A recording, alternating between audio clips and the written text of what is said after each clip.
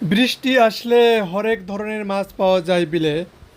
সতেজ মাছ, ফ্রেশ মাছ, একবার ফরমালিন মুক্ত। প্রচুর বৃষ্টি হচ্ছে আমাদের নড়াইল জেলায়। দেখুন বিল সাদা হয়ে যাচ্ছে পানিতে এবং প্রচুর মাছ পাওয়া যাচ্ছে। একবারে শুধু সাদা হয়ে গেছে, সাদা সাদা। যে পরিমাণ আরো মনে করো মেঘ আসতেছে, মেঘ আসতেছে আরো।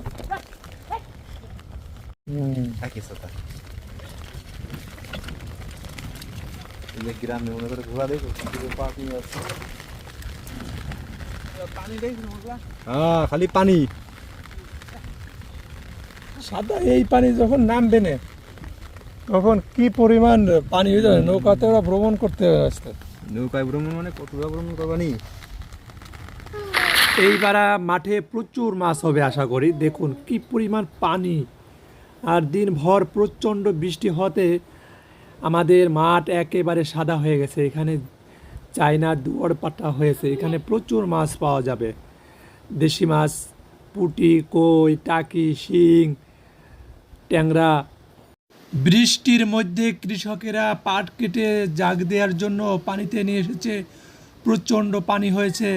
জেলেরা মাছ ধরার জন্য প্রস্তুতি নিচ্ছে। তারা এই বৃষ্টির ভিতরেই বের হয়ে পড়েছে মাছ ধরার জন্য। বিভিন্ন জায়গায় মাছ ছড়িয়ে পড়েছে এবং মাছ ধরার জন্য জাল, চারো, দুয়ার, এছাড়াও চায়না জাল পাতার জন্য তারা প্রস্তুতি নিচ্ছে। এজন্যই গ্রাম ভালো লাগে, কেননা গ্রামে আসলে আপনি ফ্রেশ বাতাস, ফ্রেশ মাছ, এছাড়াও পরিবেশটা অনেক শান্ত, নিরিবিলি। এই জন্যই গ্রামটা অনেক ভালো লাগে।